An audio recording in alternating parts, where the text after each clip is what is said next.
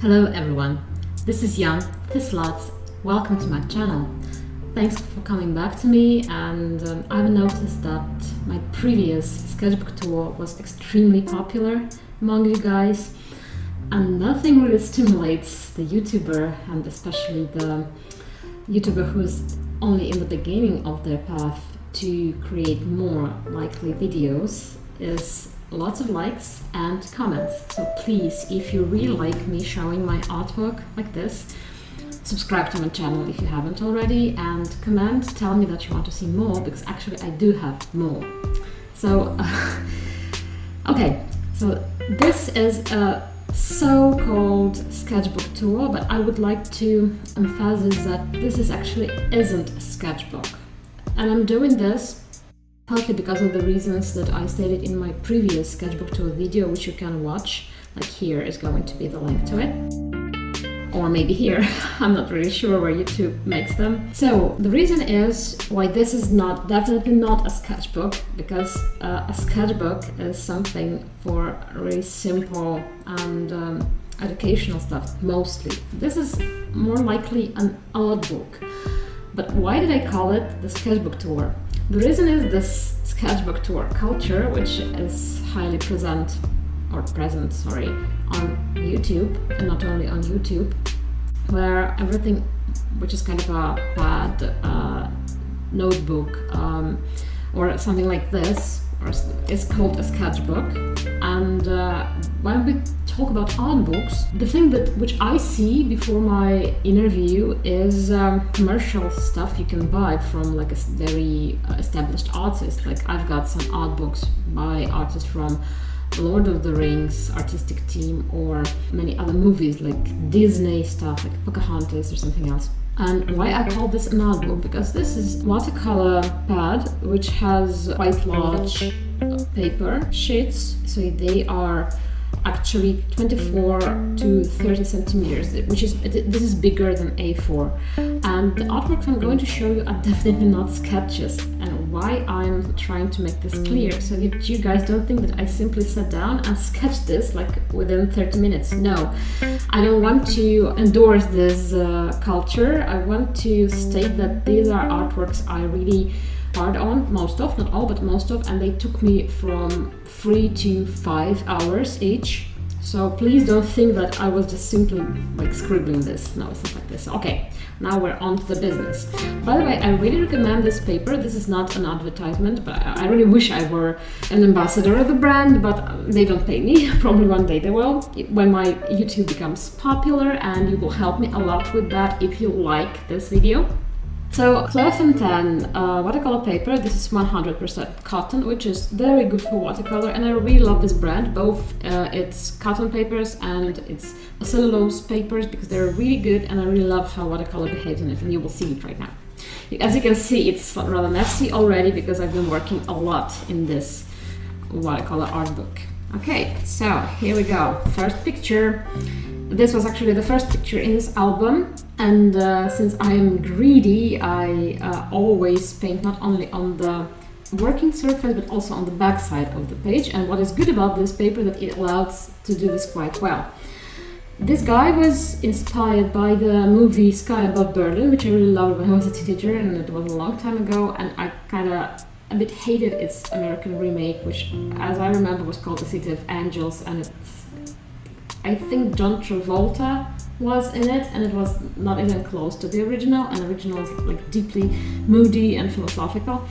This guy was heavily inspired by that movie, and I wanted something gloomy, and I really wanted to work with the negative space of the wings, simply not painting in anything and painting the sky around the wings, so that they seem to be the whitest, the brightest, like the pure light itself. And I really loved how his dark figure was contrasting against those wings. And on that time, and I guess this is probably 2017, in those times, those sort of composition and the pose were the most difficult thing I could ever do, and I'm really proud of it, like how it worked out. Here on the back side of the page, wow, we can see Kylo Ren and general hugs. In fact, I'm not really a huge fan of this ship, and I'm not even a Star Wars fan. I'm sorry guys, but my husband is, and he's been asking me to draw them for ages, and probably this was drawn later. I'm not really sure, maybe it was 2018, maybe. But eventually I agreed to do that, and this is probably the only artwork of them that I did.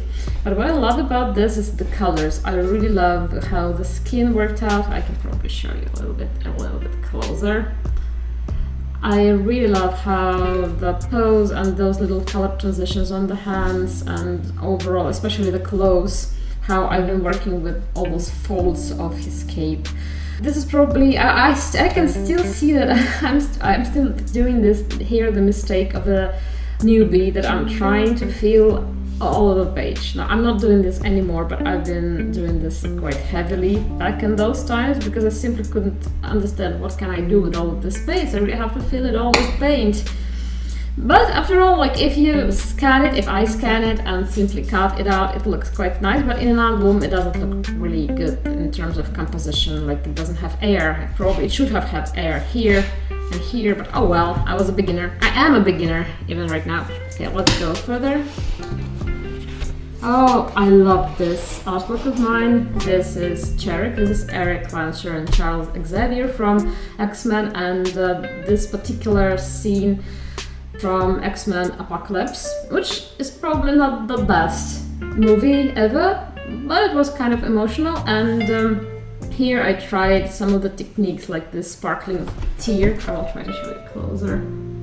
I've been using the white gouache paint quite heavily to create this starry effect, and I must say that a lot of this technique was inspired by Queenie, who quite sadly deceased, I guess, about a year ago, but she was a huge inspiration, and I want to pay homage to her and say that her work with watercolors greatly helped me and inspired me in the beginning of my journey, and I was so sad to know that she passed away. Yes, I guess that she passed away in somewhere in spring or in the end of winter. And oh, okay, that is a sad thing to talk about, but I just really wanted to say thanks to her. But she was a huge inspiration, an amazing person, an amazing artist, and her influence in this picture is quite obvious, I believe.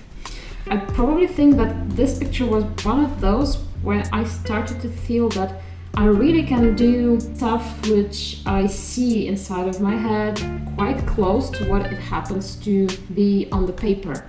I was so damn proud of this picture when I finished it, especially of the line work here with Eric's armor and the whole composition. Of course, right now I see that it's not perfect, and this is why I'm telling you this is not a sketchbook. Definitely, absolutely, this is not a sketch. It took me probably 4 or 5 hours to finish, from the sketch to the finished render, and probably I didn't even do this in one day. I started with the sketch, then I made the first wash, and I let it dry out, then the second wash, then the details, so it was done in parts.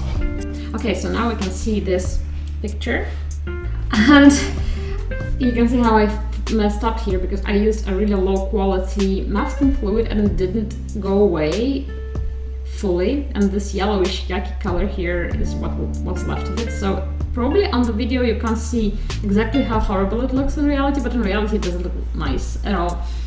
So I had to clean this all of this manually in Photoshop. Back then I was using Photoshop. Now I don't. Now I use Clip Studio Paint and Procreate, but back then I was.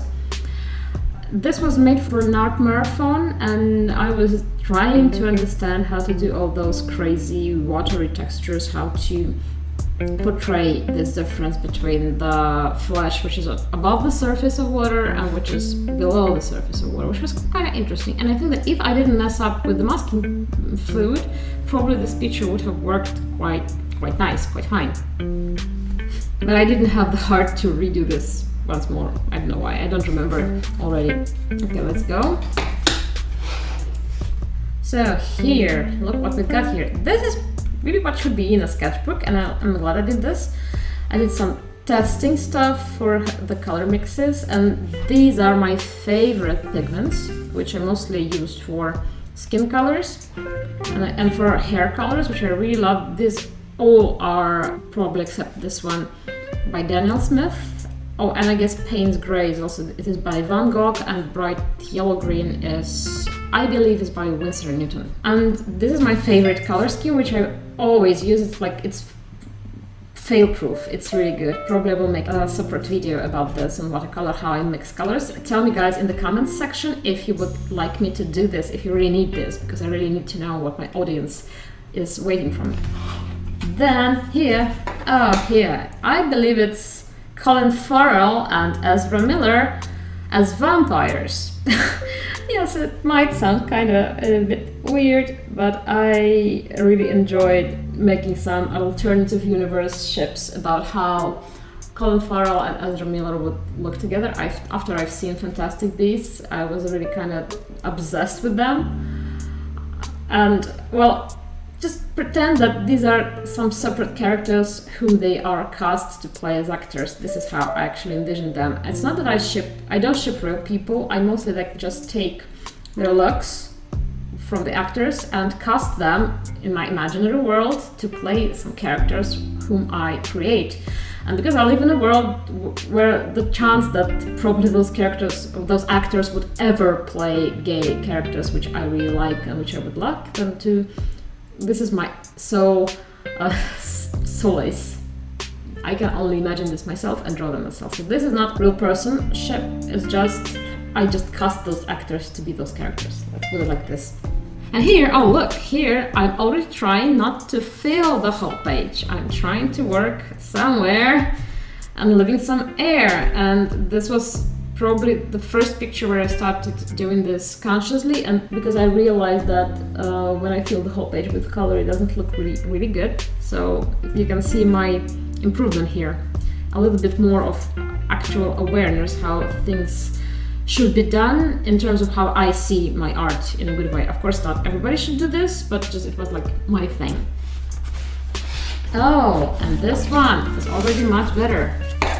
I improved quite a lot. This is still Colin Farrell and Ezra Miller, but as some other characters of mine, some original characters I've been thinking about, and this is like complete, kind of really complete illustration. It has the foreground, some background, it has all those textures and the characters. And I was trying to do a real perspective here on the bricks and everywhere and here, and it looks rather convincing. I could actually believe that it is a three-dimensional world. I really like the colors, and I might say that those watercolors here are not Daniel Smith. These are Kureta Kezik, which are a wonderful Japanese, I believe, Japanese watercolors, which I really love, and I use them quite a lot. I have here some other videos with me using them. You can see them here, somewhere here, and go watch them after you watch this video probably. So let's go and see what I did here. Oh, here it's the portrait of Nikolaj Koster Waldau. Probably I should put it like this because camera creates a little bit of a distortion of perspective because it's not completely straight looking. Nothing in my life is completely straight looking, to be honest. Well, but in this case it should be a little bit straighter, so I will put it like this because it looks like the perspective and proportions are a little bit off, but like this it looks better. So I enjoyed painting him. I really love this actor's face. It is so fun to paint because it's so structured and so sharp, and his nose and the eyes and those hair strands, that was really fun to paint. And I love the color scheme. All those blues and those pinks and a little bit yellows and oranges in between, that is really nice. And here I was trying to experiment with some loose brush strokes, which are kind of really a little bit too shy here. I became much bolder in the future, but that was the start. That was what I started to try, not only just accurately fill in the color, but to make some bold strokes. Oh, something rather rare in my art books and my sketchbooks, a girl. And she is here also because I was doing this artwork for an art marathon, and that was the challenge to draw a girl. And what is interesting about this picture, that here is where I was trying to correct some of the mistakes I made with gouache. Like this, these are gouache strokes, and this is also gouache. Probably her proportions, her neck and her shoulder were a little bit larger, and I didn't like it, so I covered it up with gouache to create contrast, because here the white of the neck and more saturated blues of the background. They look better together, so kind of the light pops out. I believe here is also a little bit of gouache, and I might say that this is a really good method if you screwed up with watercolors. Sometimes, if you know what you're doing, you can cover up a bit of your drawings with gouache without losing that light watercolory effect. So I give it to you. This is a good tip, how to pretend that nothing happened along the way when you were painting and you didn't know what you were doing, which was my case. And as we can see, I continue to leave some spaces, and here I'm already bolder with the strokes. I don't try to make them square or something like this. I allow the brush to leave some brush marks which are absolutely loose. Go me! I was going in the right direction, definitely, for my taste. Here I forgot about this for a little while, and this is also very accurately done, but I really love how the white pace works and how those two intensely, and in both senses, like emotionally and in terms of color and value and contrast, how those two figures pop out on the background of pure white of the paper. And this is what I call the breathing of the white of the paper, and I like the air. And this is probably the most favorite thing about watercolor illustrations for me, how the white of the paper can be most important and prominent part of the painting because it creates this immensely bright light. And this is also Colin Farrell and Ezra Miller, and those characters are obviously based on how I saw Percival Graves and Credence Barebone, but they're kind of really my rendition of them. Not really like they are in canon, because you don't really see a lot of Percival Graves in the movies because it's not him, it's Grindelwald. And I choose to believe that there is a real Percival Graves somewhere out there. Okay, so let's go further. Oh, much bolder here, and going straight into the end of the page. Oh, once more. But here, some nice space, some white space here. I don't really remember. I believe that it was also something about the vampires, more likely so, and this is also about Colin Farrell and Ezra Miller. As you can see, I was literally obsessed with them and drawing them all the time, and you will see much more of them in my other sketchbooks, because that was a time of my life when I was so much into this ship, alternative universe version, I was drawing them all the time. Okay, and I was trying to make the smoke work. I wouldn't say it did. In those times I didn't understand how to make it work, and I was trying to kind of create some lines of the smoke instead of making it like blurry, which would have worked. But that was the try. I tried. Okay, I tried. That was a good try. Let's agree on that. Okay, so this is Kylo Ren, and Adam Driver is Kylo Ren. So once more we come to the Star Wars subject, and I said that I'm not a fan, but I'm not. But I do really appreciate Adam Driver as an actor and as a human being. He's amazing, and I was very interested to try to paint his portrait, because what was amazing to me when I tried to sketch his face, I wasn't able to find probably a single symmetrical or straight feature, straight not in that sense, but you know, like a straight line in his face. Everything is kind of off, but still he's so charismatic and so amazingly interesting, both to watch and to paint and to draw. And this is why I made his portrait, because I really like everything about his face, no matter how a little bit. To me, he is very far from what your classical beauty is, but he is so beautiful still. And that was mesmerizing me. That was making me very interested in trying to make his portrait. And this illustration is something I really like, because here I probably was getting much closer to how I envisioned my artworks. As you can see here, we have very strong main focus, and his eyes and his hair don't have too much detail. They're a big and contrast mass.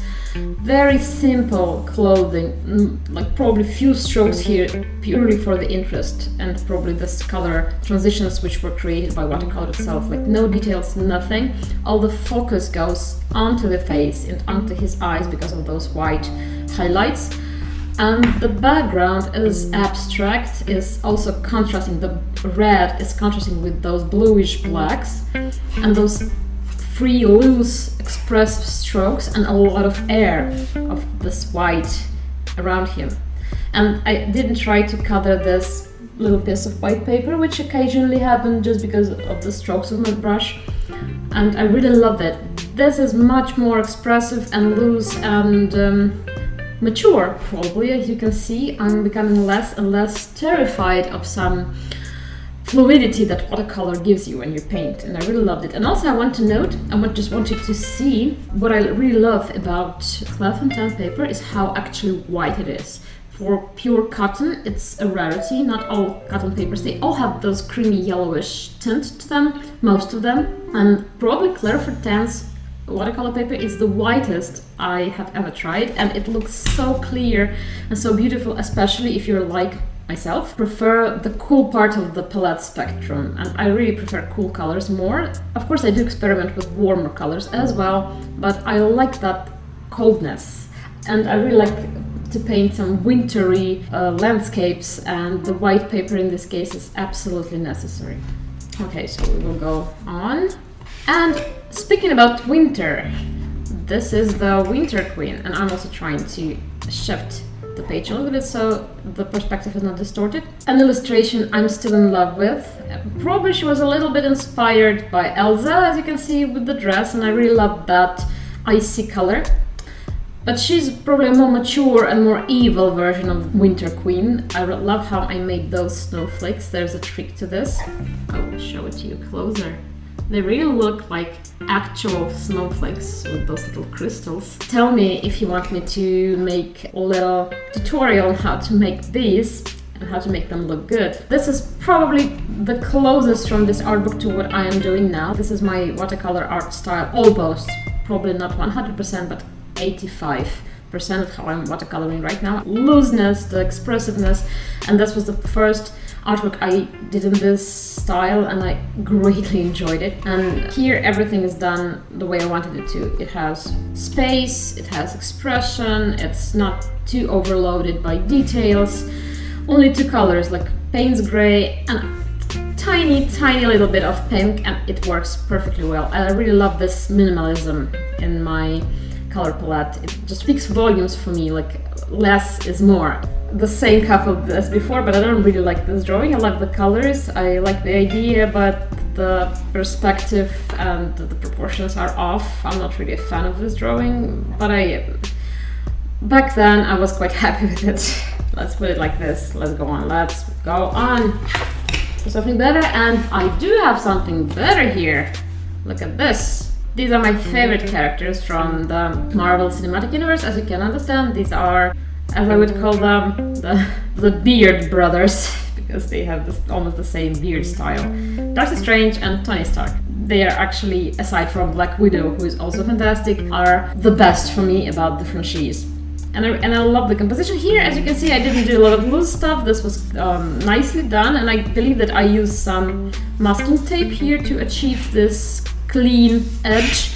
But in this style, with those really clean edges, it looks nice, it looks fine, it looks like an art book page, as it should look.